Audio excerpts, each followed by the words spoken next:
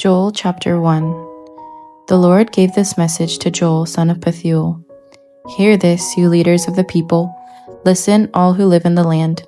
In all your history, has anything like this happened before? Tell your children about it in the years to come, and let your children tell their children.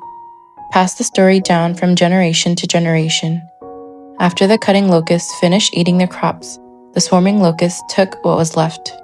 After them came the hopping locusts, and then the stripping locusts too. Wake up, you drunkards, and weep. Wail, all you wine drinkers. All the grapes are ruined, and all your sweet wine is gone. A vast army of locusts has invaded my land, a terrible army too numerous to count. Its teeth are like lions' teeth, its fangs like those of a lioness. It has destroyed my grapevines and ruined my fig trees, stripping their bark and destroying it, leaving the branches white and bare. Weep like a bride dressed in black, mourning the death of her husband.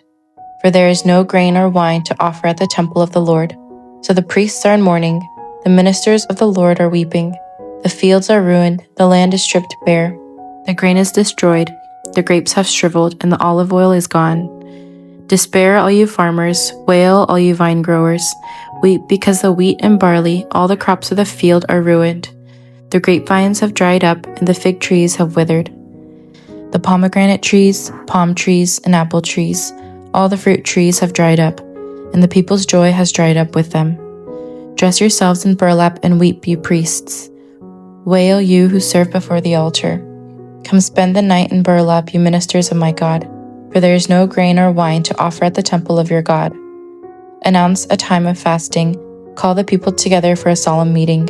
Bring the leaders and all the people of the land into the temple of the Lord your God and cry out to him there. The day of the Lord is near, the day when destruction comes from the Almighty. How terrible that day will be. Our food disappears before our very eyes. No joyful celebrations are held in the house of our God. The seeds die in the parched ground, and the grain crops fail. The barns stand empty, the granaries are abandoned. How the animals moan with hunger. The herds of cattle wander about confused, because they have no pasture. The flocks of sheep and goats bleat in misery. Lord, help us. The fire has consumed the wilderness pastures, and flames have burned up all the trees. Even the wild animals cry out to you because the streams have dried up, and fire has consumed the wilderness pastures.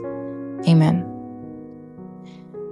This chapter is the first recorded by the prophet Joel and describes a great disaster that struck the land of Judah. It begins with a swarm of locusts destroying all the crops, bringing shock and deep suffering to the people. According to this chapter, what does God use as an instrument of judgment? A. Fire and sulfur. B. A swarm of locusts. C. Sword and spear. D. Earthquake and lightning. The answer is B. A swarm of locusts.